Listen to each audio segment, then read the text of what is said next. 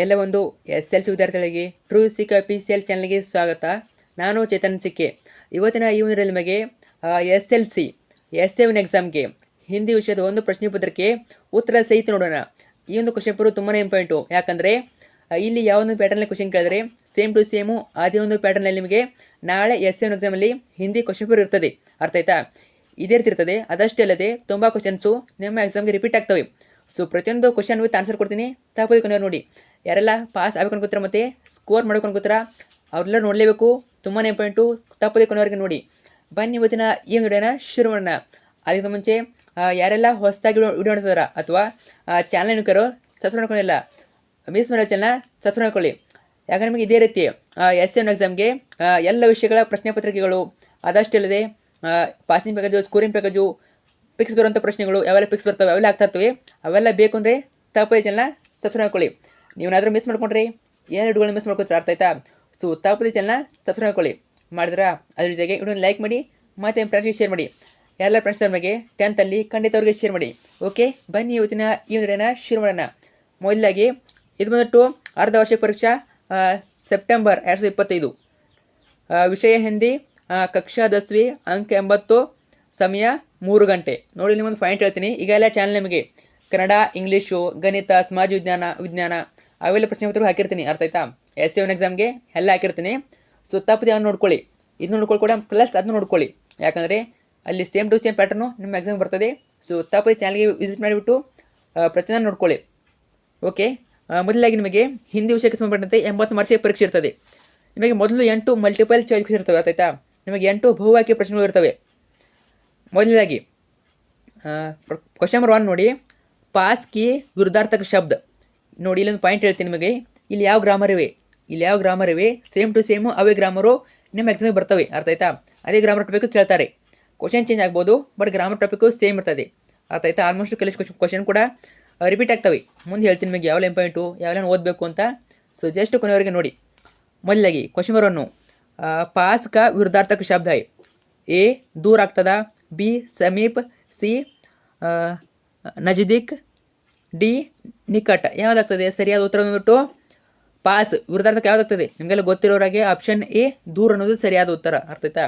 Next ಪ್ರಶ್ನೆ ಸಂಖ್ಯೆ 2, ಲೇಖಕ್ ಶಬ್ದ ಕಾ ಸ್ತ್ರೀಲಿಂಗ್ ರೂಪ ಹೈ. ಯಾವುದಾಗ್ತದೆ? ಎ ಲೇಖಕಿ, ಬಿ ಲೇಖ್, ಸಿ ಸುಲೇಖ, ಡಿ ಲೇಖಿಕಾ. ಯಾವುದಾಗ್ತದೆ? ಸರಿಯಾದ ಉತ್ತರ ಬಂದ್ಬಿಟ್ಟು ಎರಡನೇದು ಲೇಖಿಕ ಆಗ್ತದೆ. ಅರ್ಥ ಆಯ್ತಾ? ಆಪ್ಷನ್ ಡಿ ಲೇಖಿಕ ಅನ್ನೋದು ಸರಿಯಾದ ಉತ್ತರ. ಲೇಖಕ ಅನ್ನೋದು ಲೇಖಿಕ ಆಗ್ತದೆ. ನೆಕ್ಸ್ಟ್ ಪ್ರಶ್ನೆ ಬಂದ್ಬಿಟ್ಟು ಪ್ರಶ್ನೆ ಸಂಖ್ಯೆ 3, ಕರ್ ಶಬ್ದ ಕಾ ಪರ್ಯಾಯವಾಚಿ ಶಬ್ದ ಹೈ. ಕರ್ ಅನ್ನೋದಕ್ಕೆ ಪರ್ಯಾಯವಾಚಿ ಶಬ್ದ ಯಾವುದು? ಎ ಕರನ್, ಬಿ ಮುಖ್, ಸಿ ಹಸ್ತ್, ಡಿ ಫಾವ್. ಸರಿಯಾದ ಉತ್ತರ ಬಂದ್ಬಿಟ್ಟು ಹಸ್ತ್ ಆಗ್ತದೆ. ಅರ್ಥ ಆಯ್ತಾ? ಹಸ್ತ್ ಅನ್ನೋದು ಆಪ್ಷನ್ ಸಿ, ಹಸ್ತ್ ಅನ್ನೋದು ಸರಿಯಾದ ಉತ್ತರ. ಕರ್ ಅನ್ನೋದು ಹಸ್ತ್ ಆಗ್ತದೆ, ಪರ್ಯಾಯವಾಚಿ. ಕರ್ ಅಂದ್ರೆ ಕೈ. ಕೈಗೆ ಇನ್ನೊಂದು ಏನಂತಾರೆ? ಹಸ್ತ ಅಂತ ಕರೀತಾರೆ ಅಲ್ವಾ? ಸೊ ಅಷ್ಟೇ, ತುಂಬ ಏನು ಕ್ವಶನ್ ಟಫ್ ಇರೋದಿಲ್ಲ, ತುಂಬ ಈಸಿ ಕ್ವಶನ್ಸ್ ಇರ್ತವೆ. ಇನ್ನು ಇಲ್ಲಿ ನೋಡಿ, ಪಾಯಿಂಟ್ ನೋಡ್ಕೊಳ್ಳಿ, ಪ್ರತಿಯೊಂದು ನೋಡ್ಕೊಳ್ಳಿ. ಇಲ್ಲಿ ನೋಡಿ, ವಿರುದ್ಧಾರ್ಥಕ ಆಗಿರ್ಬೋದು, ಸ್ತ್ರೀಲಿಂಗ, ಪುಲ್ಲಿಂಗ, ಅದಷ್ಟೇ ಪರ್ಯಾಯವಾಚಿ, same to same grammar topic ಇರ್ತವೆ. ಸೊ ನಾನು ಅದಕ್ಕೆ ಹೇಳ್ತೀನಿ ಲಾಸ್ಟ್ವರೆಗೆ ನೋಡ್ಕೊಳ್ಳಿ, ಪ್ರತಿಯೊಂದು ಕ್ವಶನ್ ಪೇಪರ್ ನೋಡ್ಕೊಳ್ಳಿ ಅಂತ.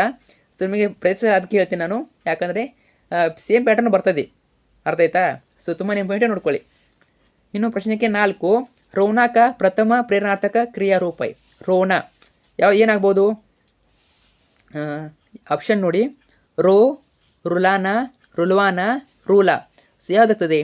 ಆಪ್ಷನ್ ಬಿ ರುಲಾನ ಅನ್ನೋದು ಸರಿಯಾದ ಉತ್ತರ. ಅರ್ಥ ಆಯ್ತಾ? ರುಲಾನ ಪ್ರಥಮ ಕೇಳಿದವರು. ದ್ವಿತೀಯ ಕೇಳಿದರೆ ರುಲ್ವಾನ ಆಗ್ತಿತ್ತು.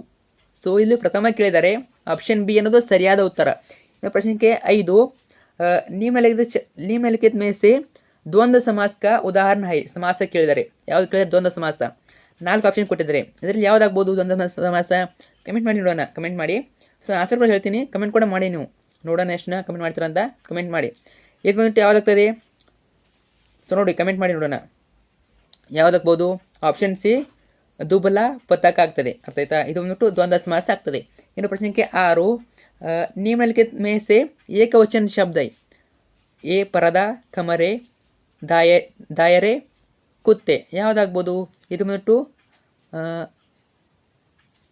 ಪರದ ಆಗ್ತದೆ. ಅರ್ಥ ಆಯ್ತಾ? ಆಪ್ಷನ್ ಎ ಪರದ ಆಗ್ತದೆ. ಪರದ ಅನ್ನೋದು ಸರಿಯಾದ ಉತ್ತರ, ಏಕವಚನ. ಇನ್ನು ಉಳಿದೆಲ್ಲ ಬಹುವಚನ ಶಬ್ದಗಳು. ಇನ್ನು ಪ್ರಶ್ನೆ ಸಂಖ್ಯೆ 7, ಪರೋಪಕಾರ ಶಬ್ದ ಮೇ ಸಂಧಿ ಹೈ, ಸಂಧಿ ಕೇಳಿದರೆ ಪರೋಪಕಾರ ಮೇ ಯಾವ ಸಂಧಿ ಇದೆ, ಯಾವ ಸಂಧಿ ಇದೆ? So option ಯಾವುದಾಗ್ತದೆ? ಗುಣಸಂಧಿ ಆಗ್ತದೆ. ಅರ್ಥ ಆಯ್ತಾ? ಗುಣಸಂಧಿ. ಪರೋಪಕಾರ ಬೇಕಾದ್ರೆ ಬಿಡಿಸ್ಬಿಟ್ಟು ನೋಡ್ಕೊಳ್ಳಿ. ಸೊ ಕನ್ನಡದಲ್ಲಿ ಬಂದು ನೋಡ್ಕೊಳ್ಳಿ. ಬೇಕಾದ್ರೆ ನಿಮಗೆ ಹಿಂದಿಯಲ್ಲಿ ಗೊತ್ತಾಗಿಲ್ಲ ಅಂದರೆ ಕನ್ನಡದಲ್ಲಿ ಬಿಡಿಸಿ ನೋಡ್ಕೊಳ್ಳಿ. ಪರೋಪಕಾರ ಅನ್ನೋದು ಗುಣಸಂಧಿ ಆಗ್ತದೆ. ಅರ್ಥ ಆಯ್ತಾ? ಸೊ ಗುಣಸಂಧಿ ಅನ್ನೋದು ಆಪ್ಷನ್ ಡಿ ಸರಿಯಾದ ಉತ್ತರ. ಇನ್ನು ಪ್ರಶ್ನೆ 8, ಆಜ್ ಕಾ ಯುಗ ಇಂಟರ್ನೆಟ್ ಯುಗ ಹೈ, ವಾಕ್ಯ ಮೇ ಪ್ರಯುಕ್ತ ವಿರಾಮ ಚಿಹ್ನೆ. ನೋಡಿದ್ರ ಮೇಲೆ ಕೂಡ ನಮಗೆ ಫಿಕ್ಸ್ ಬಂದೇ ಬರ್ತದೆ. ವಿರಾಮ ಚಿಹ್ನೆ ಮೇಲೆ ಒಂದು ವಾಕ್ಯವನ್ನು ಕೊಡ್ತಾರೆ, ಅಲ್ಲಿ ಚಿಹ್ನವನ್ನು ಬಳಕೆ ಮಾಡಿರ್ತಾರೆ, ಲೇಖನ ಚಿಹ್ನೆಗಳನ್ನು ಬಳಕೆ ಮಾಡಿರ್ತಾರೆ. ಅದು ಯಾವುದಂತ ಕೇಳ್ತಾರೆ, ಯಾವುದಾಗ್ತದೆ ಅಲ್ಲಿ ನೋಡಿ, ಗಮನ ಕೊಡಿ. ಆಜ್ ಕಾ ಯುಗ ಇಂಟರ್ನೆಟ್ ಯುಗ ಹೈ ಲಾಸ್ಟಿಗೆ ಕೊಟ್ಟಿದ್ದಾರೆ ನೋಡಿ, ಅದೇನು ಆಗ್ತದೆ ನಿಮಗೆಲ್ಲ ಗೊತ್ತೇ ಇದೆ. ಏನಾಗ್ಬೋದು ಅದು? ಪೂರ್ಣ ವಿರಾಮ ಆಗ್ತದೆ. ಆಪ್ಷನ್ ಬಿ ಪೂರ್ಣ ವಿರಾಮ ಆಗ್ತದೆ. ನಿಮಗೆ ಇದನ್ನು ಕೇಳ್ಬೋದು, ಅರ್ಧ ವಿರಾಮ ಕೇಳ್ಬೋದು, ಅಲ್ಪ ವಿರಾಮ ಕೇಳ್ಬೋದು, ಪ್ರಶ್ನಾವಾಚಕ ಕೇಳ್ಬೋದು. ಅರ್ಥ ಆಗ್ತದೆ, ತುಂಬ ಈಜಿ ಕ್ವೆಶ್ಚನ್ ಅರ್ಥ ಆಗ್ತದೆ. ಇನ್ನು ಸೆಕೆಂಡ್ ಮಳೆಯಲ್ಲಿ ನಿಮಗೆ निम्नलिखित शब्द प्रथम दो शब्दों के सूचित संबंधों के अनुसार तीसरे शब्द का संबंधित शब्द लिखिए. ಏನಿದು? ಅನುರೂಪ ಪದ ನೋಡಿ. ಏನು ಅಷ್ಟೊಂದು ಕಾಂಪ್ಲಿಕೇಟ್ ಮಾಡ್ಕೋಬೇಡಿ, ಸಿಂಪಲಾಗಿ ಹೇಳಿದ್ರೆ ಅನುರೂಪ ಪದ. ನಿಮಗೆ 4 ಅನುರೂಪ ಪದ ಕೇಳ್ತಾರೆ. ನಿಮಗೆ 4 ಅನುರೂಪ ಪದ ಕೇಳ್ತಾರೆ. ಅವು ಎಲ್ಲಿಂದ ಕೇಳ್ತಾರೆ? ನಿಮ್ಮ ಬುಕ್ಕಲ್ಲಿರೋದಕ್ಕೆ ಕೇಳ್ತಾರೆ. ಅರ್ಥ ಆಯ್ತಾ? ನಿಮ್ಮ ಅಭ್ಯಾಸ ಭಾಗದಲ್ಲಿ ಏನೆಲ್ಲ ಅನುರೂಪತವೆ ಅಷ್ಟನ್ನ ಚೆನ್ನಾಗಿ ನೋಡ್ಕೊಳ್ಳಿ. ಅಲ್ಲಿರೋ ಕ್ವಶನ್ಸೇ ಬರ್ತವೆ, ಸೇಮ್ ಟು ಸೇಮ್ ಬರ್ತವೆ. ನೋಡೋಣ ಇಲ್ಲಿ 9ನೇ ಪ್ರಶ್ನೆ. ಸೇಬ್ ಬೇಚನೆವಾಲ ಬೇಯಿಮಾನ್, ರೇವಡಿ ಬೇಚನೆವಾಲ ಏನಾಗ್ತದೆ? ಸೇಬ್ ಬೇಚನೆವಾಲ ಬೇಯಿಮಾನ್ ಆದರೆ ರೇವಡಿ ಬೇಚನೆವಾಲ ಏನಾಗ್ಬೋದು? ಸೊ ನನಗೆ ಕಂಪ್ಲೀಟಾಗಿ ಆನ್ಸರ್ ತೋರಿಸ್ತಾ ಆಯ್ತಾ? ಸೊ ಏನಾಗ್ಬೋದು? ಸೊ ಪ್ರಶ್ನೆ 9ರ ಉತ್ತರ ಬಂದ್ಬಿಟ್ಟು ಇಮಾನ್ ಆಗ್ತದೆ. ಅರ್ಥ ಆಯ್ತಾ? ಇಮಾನ್ ಅನ್ನೋದು ಸರಿಯಾದ ಉತ್ತರ. ನೆಕ್ಸ್ಟು ಇನ್ನು 10ನೇ ಪ್ರಶ್ನೆ. ಕಲಾಂ ಕೆ ಚಚೇರೆ ಬಾಯ್ ಶಂಶುದ್ದೀನ್, ಕಲಾಂ ಕೆ ಅಂತರಂಗ ಮಿತ್ರ ಯಾರಾಗ್ತಾರೆ? ಕಲಾಂ ಅವರ ಅಂತರಂಗ ಮಿತ್ರ ಯಾರು? ಸೊ 10ನೇ ಪ್ರಶ್ನೆ ಉತ್ತರ ನೋಡೋಣ. ಸೊ 10ನೇ ಪ್ರಶ್ನೆ ಉತ್ತರ ಬಂದ್ಬಿಟ್ಟು ಅಹ್ಮದ್ ಜಲಾಲುದ್ದೀನ್ ಅದು ಸರಿಯಾದ ಉತ್ತರ. ಅಹ್ಮದ್ ಜಲಾಲುದ್ದೀನ್ ಅದು ಸರಿಯಾದ ಉತ್ತರ. ಇನ್ನು ಪ್ರಶ್ನೆ ಸಂಖ್ಯೆ 11. ಪಂಡಿತ್ ರಾಜ ಕಿಶೋರ್ ಏನಾಗ್ತದೆ? ಕಿಶನ್ ಜಂಗ್ ಇರ್ತದೆ. ಆಮೇಲೆ ಬಸಂತು ಎಲ್ಲಿರ್ತಾರೆ? ಬಸಂತ್ ಅವರು ಪಂಡಿತ್ ರಾಜಕಿಶೋರ್ ಅವರ ಊರು ಕಿಶನ್ ಜಂಗ್. ಅದೇ ರೀತಿ ಬಸಂತ್ ಅವರ ಊರು ಯಾವುದು? ಸೊ ಬಸಂತ್ ನಿಮಗೆಲ್ಲ ಗೊತ್ತಿದೆ. ಸೊ ಆನ್ಸರ್ ನೋಡೋಣ. ಪ್ರಶ್ನೆ ಸಂಖ್ಯೆ 11ರ ಉತ್ತರ ಬಂದ್ಬಿಟ್ಟು ಅಹಿರಿಟಲದಲ್ಲಿ ಬಸಂತ್ ಅವರು ಅಲ್ಲಿ ಆಶ್ರಯ ಇರ್ತಾರೆ. ಅರ್ಥ ಆಯ್ತಾ? ಸೊ ನೆಕ್ಸ್ಟು 12ನೇ ಪ್ರಶ್ನೆ. ಧರ್ಮ ಕಾ ಮೂಲ ದಯಾ, ಪಾಪ ಕಾ ಮೂಲ ಏನಾಗ್ತದೆ? 12ನೇ ಪ್ರಶ್ನೆ. ಸೊ ಪಾಪ ಕಾ ಮೂಲ ಅನ್ನೋದು ಅಭಿಮಾನ ಆಗ್ತದೆ. ಇನ್ನು ನೆಕ್ಸ್ಟ್ ಬರುವಂಥದ್ದು 13ನೇ ಪ್ರಶ್ನೆ. ಇಲ್ಲಿಂದ ನಿಮಗೆ ಒಂದು ವಾಕ್ಯದಲ್ಲಿ ಸ್ಟಾರ್ಟ್ ಆಗ್ತವೆ. ಅರ್ಥ ಆಯ್ತಾ? ನಿಮ್ಮಲಿಖಿತ ಪ್ರಶ್ನೋं के उत्तर एक पूर्ण वाक्य में लिखिए. एक वाक्य 4 ಕೇಳ್ತಾರೆ ನಮಗೆ. ಪ್ರಶ್ನೆ 13. सभी और क्या गूंज उठा है. प्रश्न 14. आधुनिक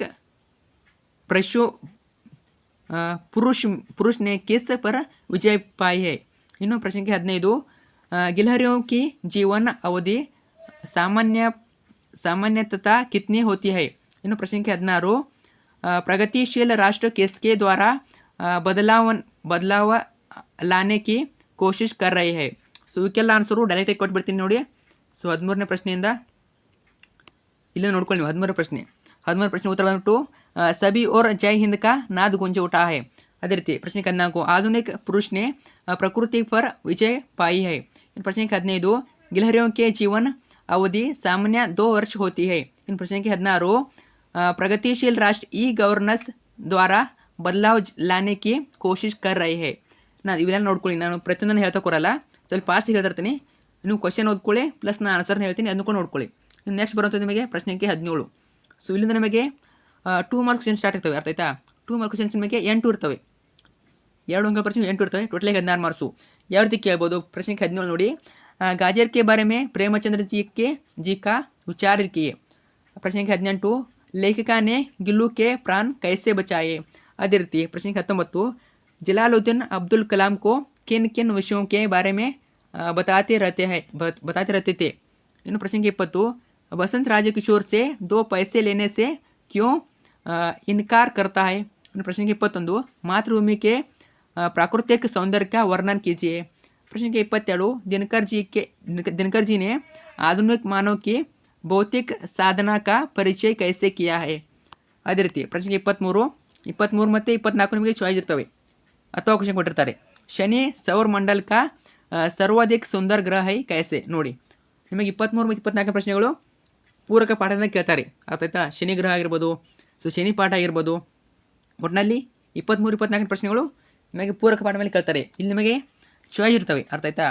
ನಿಮಗೆ 10 ಕ್ವಶನ್ ಕೊಟ್ಟಿರ್ತಾರೆ ನೋಡಿ. टाइटन के बारे में लिखिए. ಅದೇ ರೀತಿ 24ನೇ ಪ್ರಶ್ನೆ, ಮಹಾತ್ಮ ಗಾಂಧೀಜಿ ಕಾ सत्य के शक्ति के बारे में क्या कथन है. ಅದೇ ರೀತಿ 10వ ಕ್ವಶನ್ನು, शनि का निर्माण की गैसों से बना है. ಇದರ ಆನ್ಸರ್ ನೋಡೋಣ. ಸೊ 17ನೇ ಪ್ರಶ್ನೆಯಿಂದ 22ನೇ ಪ್ರಶ್ನೆ 24ನೇ ಪ್ರಶ್ನೆವರೆಗೆ ಆನ್ಸರು.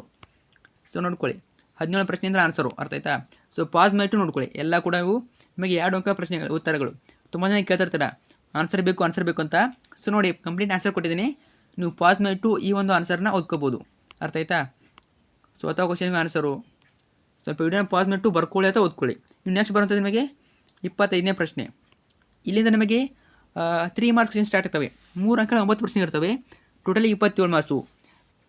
ನಿಮ್ನಲ್ಲಿದ್ದ ಪ್ರಶ್ನೋಕ್ಕೆ ಉತ್ತರ 3-4 वाक्यों में लिखिए. क्वेश्चन नंबर 25, कश्मीर सेब फाट में लेखक फाटकों को क्यों चेतावनी देते हैं.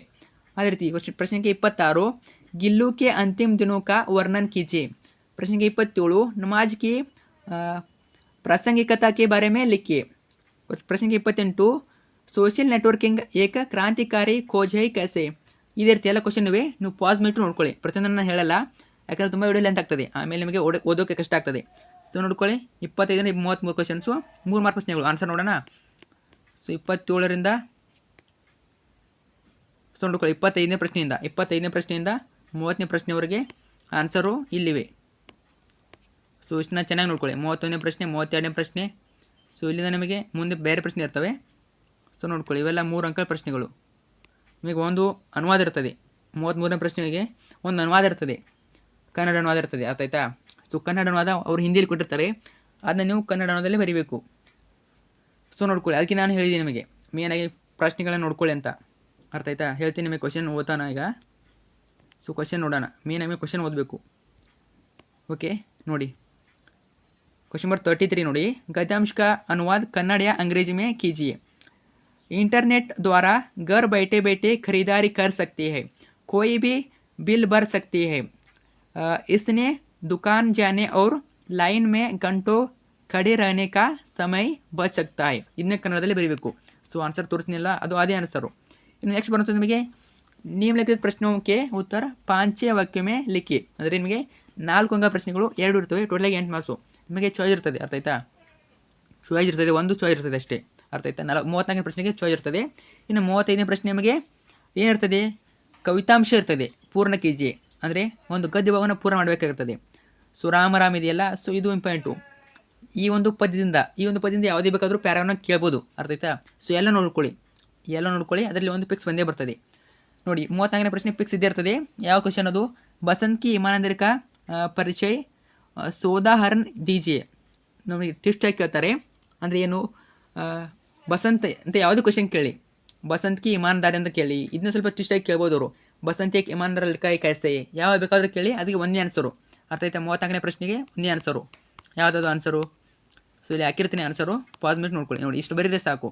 ಬಸಂತ್ ಇಮಾನ್ದಾರ್ ಅಂತ ಕೇಳಿದ್ರೆ ಯಾವುದೇ ಕ್ವಶನ್ ಕೇಳಿ, ಬಸಂತ್ ಇಮಾನ್ದಾರ್ ಅಂತ ಯಾವುದೇ ಕ್ವಶನನ್ನು ಕೇಳಿದ್ರೆ ಅವರು ಇದನ್ನ ಬರೀರಿ ಸಾಕು. ಸೊ ಮಾರ್ಕ್ಸ್ ಕೊಡ್ತಾರೆ. ಇನ್ನು 10 ಕ್ವಶನ್ ಕೂಡ ಆನ್ಸರ್ ಕೊಟ್ಟಿದ್ದೀನಿ. ಸೊ ಇದನ್ನು ಕೂಡ ನೋಡ್ಕೋಬೋದು. ನೆಕ್ಸ್ಟ್ ನಿಮಗೆ 35 ಪದ್ಯಕ್ಕೆ ಕೂಡ ಆನ್ಸರ್ ಇದೆ. ರಾಮ ಮನೆ ದೀಪ ನೋಡಿ ಗರು. ಸೊ ಇದನ್ನು ಕೇಳ್ಬೋದು, ಇಂಪಾರ್ಟೆಂಟ್ ನೋಡ್ಕೊಳ್ಳಿ. ಜಸ್ಟ್ ಇನ್ನು ಕ್ವಶನ್ ಮಾತ್ರ ಕೇಳೋದಿಲ್ಲ, ನಿಮಗೆ ಭಾವಾರ್ಥ ಕೇಳ್ತಾರೆ. ತುಳಸಿ ಕೆ ದೋಯಮೆ. ಸೊ ಇದ್ರ ಮೇಲೆ ಒಂದು ಭಾವಾರ್ಥ ಒಂದೇ ಬರ್ತದೆ, ಚೆನ್ನಾಗಿ ನೋಡ್ಕೊಳ್ಳಿ. ನೆಕ್ಸ್ಟ್ ಬರುವಂಥದ್ದು ನಿಮಗೆ 36ನೇ ಪ್ರಶ್ನೆ, ಗದ್ಯಾಂಶಕೋ ನೋಡಿ. ಇದು ಬಂದ್ಬಿಟ್ಟು ಗದ್ಯಾಂಶ ಕೊಟ್ಟಿರ್ತಾರೆ. ಒಂದು ಗದ್ಯಾಂಶ ಅಂದರೆ ಏನು, ಕನ್ನಡದಲ್ಲೆಲ್ಲ ಇವೆಲ್ಲ ಕನ್ನಡ ಇಂಗ್ಲೀಷು ಅದೇ ರೀತಿ ಒಂದು ಪ್ಯಾಸೇಜ್. ಇದು ಮೇಲೆ ಒಂದು ಪ್ಯಾಸೇಜ್ ಕೊಟ್ಟಿರ್ತಾರೆ, ಕೆಳಗಡೆ 4 ಕ್ವಶನ್ ಕೇಳಿರ್ತಾರೆ.